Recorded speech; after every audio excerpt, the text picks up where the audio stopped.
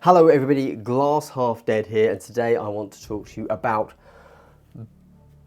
balance, meta rules, things that you might not originally consider to be kind of like mattering, but turns out the entire game is actually balanced around. Obviously I'm referring specifically to Kill Team, but hey, we might get a bit general with it, although of course all of my discussions will actually be focusing on Kill Team. So what I'm talking about here is, well, kind of a proxy rule thing, but not in the way I normally talk about proxies. If you want to know what is like good form and bad form for proxies, I've done other videos about that, go check those out.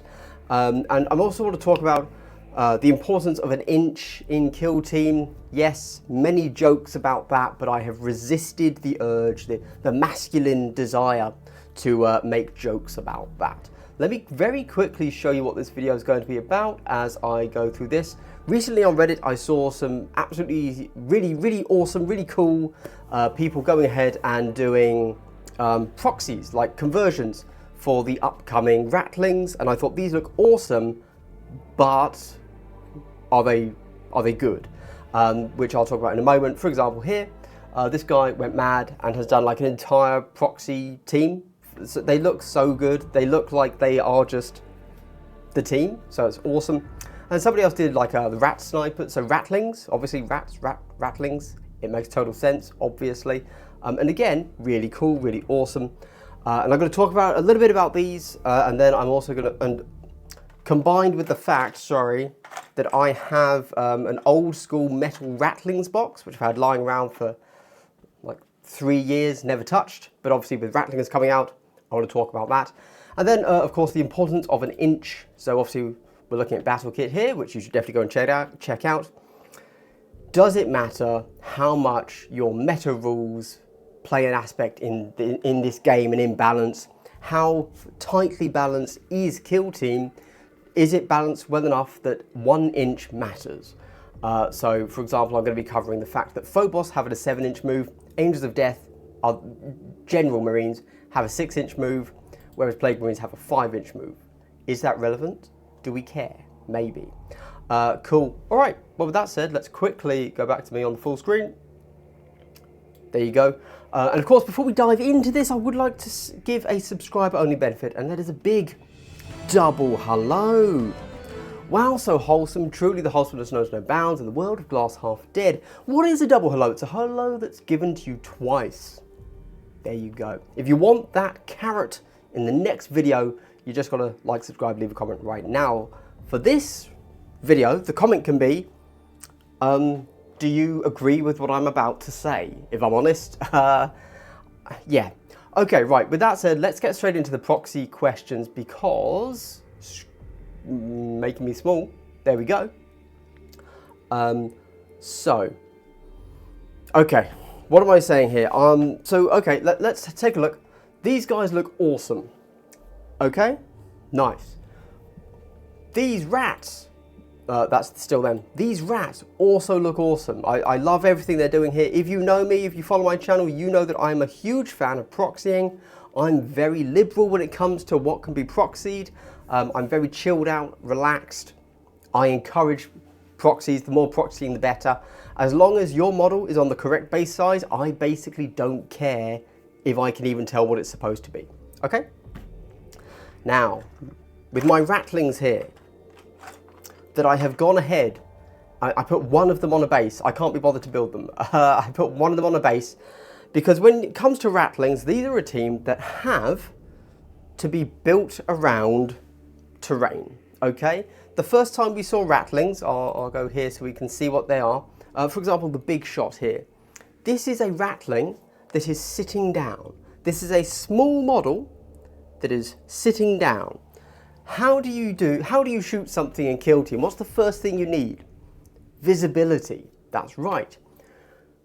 This team has to be built around the fact that terrain is taller than all of these models. Let me show you. So I got out one of my Ratlings, my old metal Ratlings, put it on a base, which is a 25mm base. We are assuming that these Ratlings are still going to be on 25mm bases. We do not know that, total guess, but let's get to it. So here is my Ratling on a 25mm base. behind a normal barricade. The Ratling cannot see over this barricade. Let's be very clear on that. However, if you're at an elevated point, you would be able to shoot the Ratling because you'd be able to see the top of its head, but it couldn't see you. Let's go through a few more of these. This is the Ratling behind the barricade, so you can see. It can't see you. There you go. Cool, cool, cool. And certainly if you're, if you are equally small, it's not going to see you. But if you're a Primaris Marine right next to it, it can see you, obviously. Let's keep going. This is just the Vulcus terrain. Can it see through that window? I mean, I guess, sure, but we get more to it. Here it is. So this is the same piece of terrain here when you're up above. So here you can see. However, when you're looking down, you're still playing visibility, drawing a line from your head to any part of the enemy model. That's how visibility works.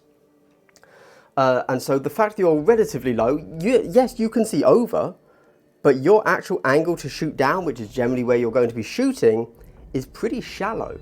Whereas if you're a Primaris up there, right, you actually get a pretty good like depth of fire down there. Cool, cool, cool. Let's keep going. I'm just trying to show you. So this is a terrible, terrible shot. You can't really see what I've done here. Basically, I moved him away from one of the lower parts of the wall to the end of the wall, so he can't see out. You can't tell he can't see out, but he cannot see. There we go. Right, I then thought, you know what, we probably need to put him next to a regular size model. So I've gone with the Death Corps here, because the Death Corps is not a Marine, this is a regular human. There is absolutely no question when looking at this that the Death Corps can see over this barricade, right? Because, you know, you're like 2 heads taller than the Ratling. Cool. Again, another comparison from the side there just to see how easy and obvious, and why perhaps you, when playing this, have never considered before that your model can be smaller than a regular piece of terrain, right? Than a regular barricade, which is 1 inch high, yeah? Nice. This is them next to each other. So again, this Ratling, although yes, he can see like completely horizontally, so if you're on a vantage point to an enemy on a vantage point, you've got visibility, no problem. He basically can't see down at all. So there you go. So he can't shoot anyone on the floor across the entire map, whereas without a shadow of a doubt, the Death Corps could. There you go, that's just me putting him on, so instead of being on the ruins, he's now in one of the strongholds. He can't see down at all. He literally can't see the kill zone floor at the other end of the map. So you don't want him there. And here we go, this is just one of the small L-shaped ruins. He can't see over it. So this is actually a little bit taller than the regular barricade, the light barricade. He's completely hidden. Cool. Right, I just wanted to quickly run through those pictures with you so that you understand what I'm trying to say. This team, the way Kill Team works, as I'm sure you know, is that you stand behind cover, you choose when to go engaged, and then you shoot. And because you have chosen to go engaged, you can be shot back. But defensively, you are not completely free to be shot. You'll get a cover save, you'll retain the dice, possibly even a critical if you've got like camo cloaks or something. That is not how this team is going to play, because this team can't see over light terrain. They can't see over the parapets on vantage points, ramparts, that's the word. So this team has, because we know that the designers, when they were creating this team, would have known the size of the models and therefore also known the size of the terrain that they would be playing on, Vulcus, presumably. I'm assuming Vulcus, right? And this team has to have been balanced around that concept. The fact that this team actually, even though it's an all-shooting team, can't see past terrain. Now, I've thought in the past that, you know, just kind of spitballing, how do you balance a team that is all shooting that can't stay behind terrain? Well, you probably need something kind of like what the Night Lords get, which is you have an aura for claiming the cover. So if you just say, if you have terrain within your control range, you are in cover, as opposed to intersecting, right? That could be, that would be all this team needs to fix it. However, presumably, if they have that, great. Ignore the rest of this part of the video. If they don't have that, then obviously we have to consider that the team is balanced around very powerful shooting, but anytime you make that shot, you're very, very vulnerable because you've had to go out of cover, right? Cool. I think that's, is the game balanced to that level? Did the designers actually take that into account? Did they take into account the meta rule of how visibility works and how tall these models are compared to the terrain that they will be played on? Right? Cool. So, when you think about that, so this is just a Ratling I have. We don't know if this is the same size as the new ones. It's an old one. You could assume that the new Ratlings will be slightly taller. Who knows? We certainly don't. But if this team is balanced around their height,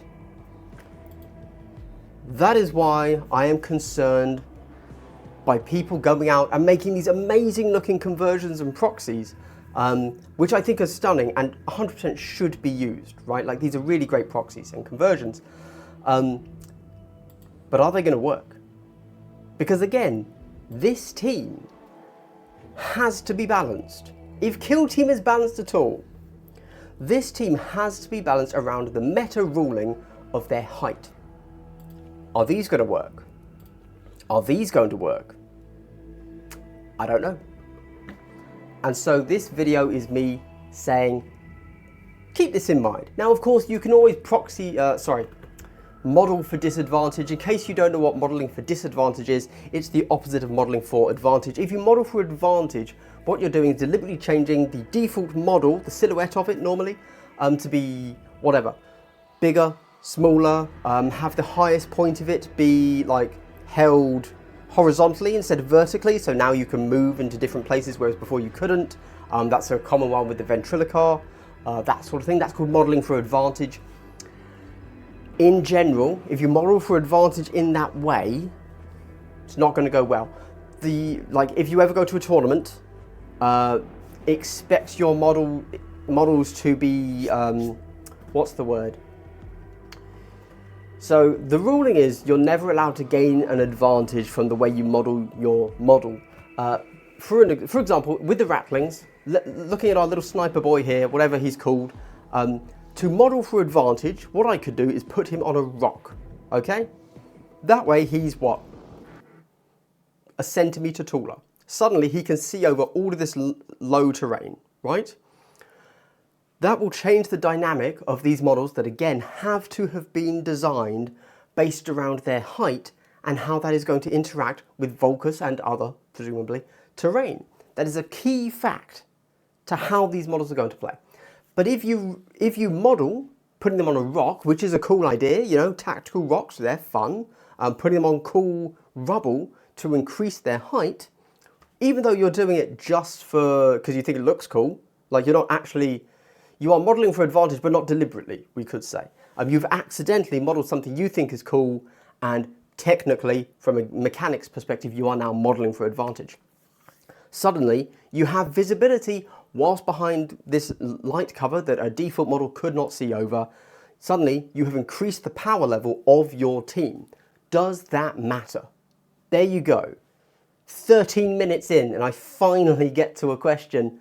Do you think that matters? Because I'm telling you now, if you take this team to a tournament and you've increased the size of them by 1 centimetre, that matters. At that point, just to allay any fears, all that we would do is we would swap the rule from modelling for advantage, which is a concept, to modelling for disadvantage. When we say modelling for disadvantage, all that means is that you are never allowed to gain a benefit from the way you have modelled your model, but you can gain a deficit from it. So what we would do there is we would take a regular Ratling from this new team, and we would put that in place anytime it came up, line of sight, whatever. Anytime that came up, if you need to draw line of sight to or from, visibility, etc., from one of your cool proxy models, you put the default model in place, check it for visibility, line of sight, valid target, etc., and then you would take that. But then you put your model back in place, okay? So you don't get visibility, but the enemy could get visibility on you on your proxied model. There you go. That's how that works. That's called modeling for disadvantage. If you're doing this because you just love Ratlings and you want them on a cool base, this should work perfectly for you because you are only putting yourself at a disadvantage, hence modeling for disadvantage. You have to use the default model for anything that you know would grant you an advantage or allow you to make an attack, etc. But then swap to your guy when it comes to the enemy and they can gain an advantage.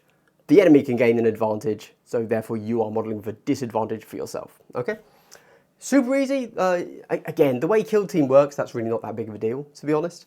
However, again, with the whole team that is designed around being short asses, it's pretty relevant. I have to assume, or alternatively, the game is terribly designed.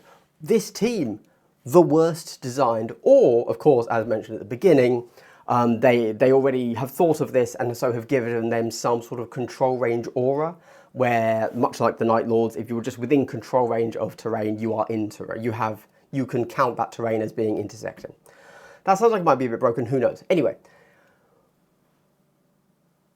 on a very similar note, I think what we could also think is a very, very similar sort of vein as this is 1 inch in Kill Team. So does 1 inch matter? Not talking about models now, just how much does movement matter, right? To me, this is kind of exactly the same argument that we're having. Does a centimetre to the height of your model matter? Well, does the inch, kind of like, if you've heard everything I just said about the size of your model, how you're basing it, modelling for advantage, modelling for disadvantage, and you're like, Andy, I don't think I'm convinced. I don't think it matters. I don't think Kill Team is tightly balanced enough that a centimetre added to my model or detracted from my model matters. Another great thing there is, for example, with Deathcore, there are some models you can get which are kneeling, right? So, for example, your sniper, you can model him to be kneeling, or you can model him to be stood up. It's fine, they're both legal variants. That's fine. However, what if your opponent turns up with every single model kneeling? They went out, they 3D printed, whatever, they bought 14 boxes, so that you could get that one kneeling pose, and you said, yeah, all of my Deathcore are kneeling. I was like, oh, I can't shoot any of your models because now they're a little bit smaller, and so they are below the ramparts of all the terrain. Technically legal, bit dodgy though, right? That's the kind of question we're asking.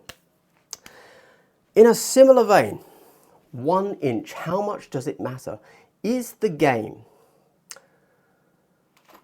balanced enough that 1 inch matters? I don't know. There you go. Let me point out what I mean. So, the Phobos, okay, they have 12 wounds, just like super surface level. They have 12 wounds and a 7-inch move, okay? The Angels of Death, they have 14 wounds and a 6-inch move. So we could immediately say, okay, well, clearly GW values 1 inch of movement as being 2 wounds powerful, right? That's all, there's just something you could consider, right? Like, clearly, if you're trying to weight a stat line, APL, move, save, wounds all matter. And so when we're looking at the Angels of Death, we could say 2 wounds equals 1 inch. We then, of course, get to the Plague Marines, who are still 14 wounds with a 5-inch move. So, okay, it's not entirely in the stat lines. It's also in the abilities. We know that the Plague Marines are going to be very durable, and also with interesting offensive abilities. I think they're pretty good. This is a very strong team. I think that's valid to say. Are they legionaries? Who knows? But again, just to clarify, we can fully expect all of the elite teams to get changed in some way. So don't take this verbatim. I'm just trying to put across a concept. How much does 1 inch matter? So if I'm looking at Angels of Death and I'm looking at the Intercessor Warrior, okay, cool. What's the auto bolt rifle? and the bolt rifle, we've got 4 attacks, hitting on 3s, 3, 4, and I can either look at torrent 1 or piercing crits 1. Okay? And I get a 6-inch move and 14 wounds. Okay, well, let's look at the standard infiltrator bolt gun. It's marksman bolt carbine, 4 attacks, hitting on 3s, 3, 4. So that's all identical. It's a bolt rifle. It's a bolt gun. That's what they do. But I get lethal 5 up. Okay? Okay? So, is lethal 5 statistically that much better than torrent 1 or piercing crits 1? I mean, so I do think it is better than piercing crits 1 and torrent 1. Oh, especially in the current meta where the enemy can ignore piercing crits because you're facing an elite team, obviously, so they'll ignore that. So actually, yes, lethal 5 up is better. It means that in an average 5 dice roll, you should statistically assume you will get 1 crit, whereas you're not guaranteed. You shouldn't assume it in a 4 dice roll if you don't have lethal 5 up. So technically, the infiltrator Cosman is very slightly better at shooting than a intercessor warrior. Okay, so I'm just throwing some things out. So these 2 wounds give you plus 1-inch move and very slightly better shooting on a regular dude. Okay, so if I'm picking my teams and I say I want a shooting team, do you think I'm going to look at Phobos and say a 7-inch move to lose 2 wounds compared to a 6-inch move to gain 2 wounds? Which team do you think I'm going to pick to go all shooting? Because I'll take 2 wounds every day. I think that if you want to run an all shooting team, that 1 inch literally doesn't matter. Especially now that we're playing on such heavy terrain in Vulcus. That's a whole other video. I'll talk about terrain, layouts, etc. soon. But Vulcus, not a good shooting map. Let's just be clear about that. But very genuinely, I don't think that Angels of Death are worse as a shooting team than Phobos. Nobody's playing Angels of Death as a shooting team because their melee is so much better than anything else in the game, apart from other elites, obviously. But like, this is an issue. This is an issue. What does that 1 inch extra give you in kill team? Almost nothing. Why almost nothing? Because the way turn 1 works now, it's irrelevant. Turn 1, very few people are moving their full movement in turn 1. Yeah, you'll move dashing, because you can't score anything, you're just getting up to your next staging area for turn 2. So very rarely are you using that full 6+3, right? Yeah, it just doesn't really happen because you've got to play it cagey because otherwise you get smashed turn 1. Cool. However, we look at a 5-inch move, okay? If I see my opponent moving 6 inches when they have a 5-inch move, how much does that matter? Should I care? If I see my Angels of Death opponent playing against me as a Phobos, and they're being super liberal with their moves, and they're moving 7 inches because that's how far they feel they want to move, that's how far away they place their light cover, their barricades, whatever, should I stop them? Should I call them out? Should I say, oh, actually, you get to have 2 wounds for that -1 inch that I as a Phobos get. I've given up 2 wounds so that I get a 7-inch move, and it's part of my gameplay, my game plan. So if you take that 1 inch from me, if I give it to you, if I don't call you out on that 1 inch extra move you've done, can I have 14 wounds? That's the question. Do you think it's okay in a game to move an extra inch, and if you do that, say to your opponent, hey, I moved 7 inches here, your entire team can have 2 extra wounds? Because that's pretty much the only difference between Angels of Death and Phobos. To a certain degree, you know, on the stat lines, I mean, obviously they have other aspects to them that can affect this, obviously. I'm not saying they're just their stat lines, but I'm saying, cool. Now let's take a look at, let's do it another way. So there are a few 5-inch move teams. We're looking at Necrons, half of Necrons. We're looking at Dwarves, so Hearthkin and the Harnkin. And we're looking at Plague Marines. Is that it? I think that might be it. Yeah. 5-inch move. I have to assume that the 5-inch move in these teams is there to make up for the fact that they're either incredibly defensive or incredibly attacky, right? That has to be the case. If it isn't, what are they doing? How can that not be what this team is?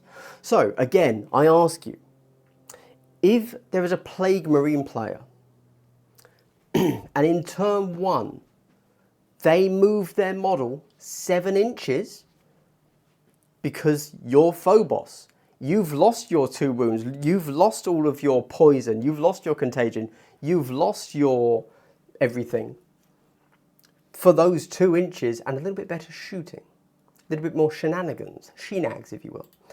The Plague Marine doesn't have to do that. So if you let them move those 2 extra inches as if they are your Phobos, does that matter? Does the Harnkin, does the Hearthkin, does it matter if they move 7 inches instead of 5?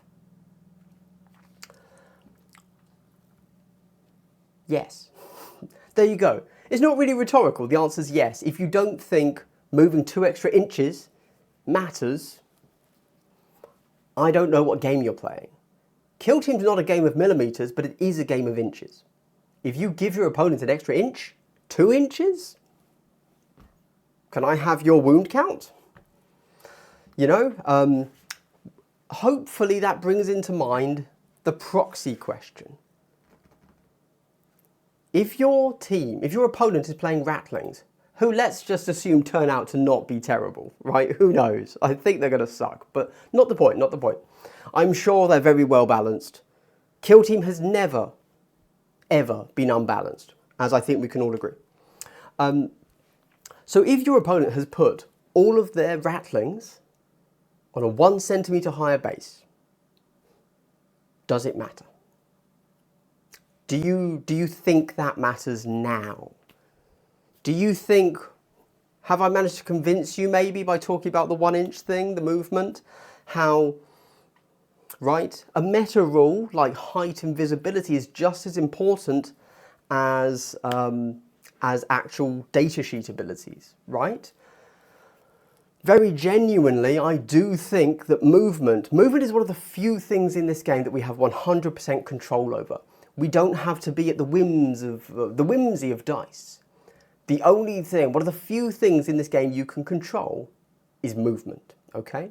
So being really precise with movement is kind of the definition of a good or bad player. Hypothetically, I could play the ITC #1, the world's best, the country's best, the nation's best, whatever player, and I could win because of the randomness of dice. And everybody could watch that match and say, wow, Andy, you diced that opponent. It was crazy. They rolled nothing but 1s, you rolled nothing but 6s, and therefore you won. And you could watch that same match back and run the maths and say, Andy, if you had played that and everything was statistically average, he tabled you turn 2, you actually played terribly.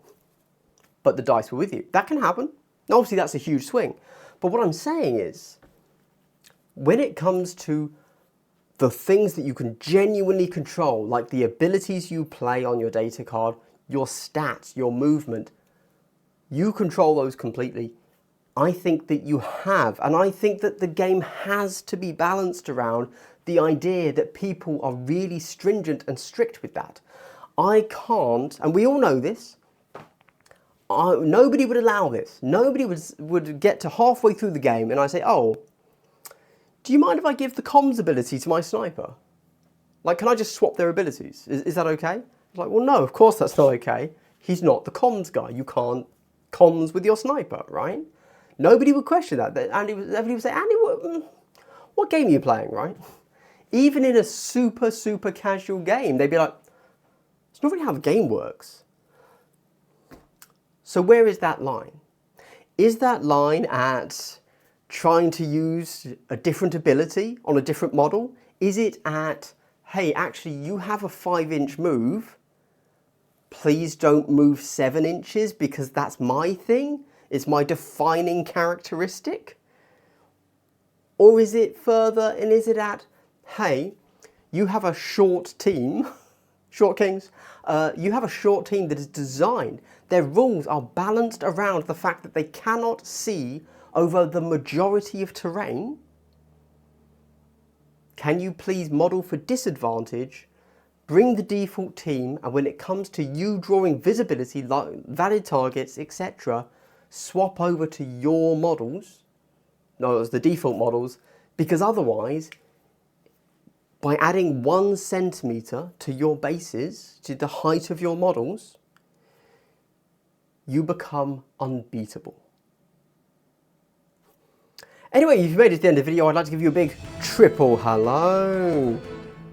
There you go. This video was really just me having a think about seeing these awesome conversions, these awesome proxies, which 100% should be usable in the game, and wanting to kind of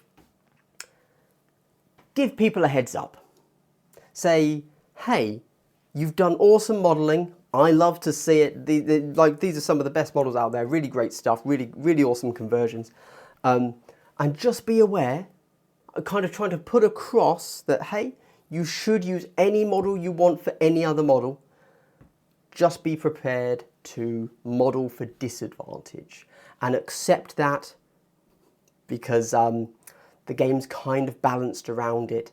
Is that good? No. I genuinely don't think that true line of sight is a good system, but it's the system that Games Workshop wants to use, because Games Workshop kind of likes to move away from...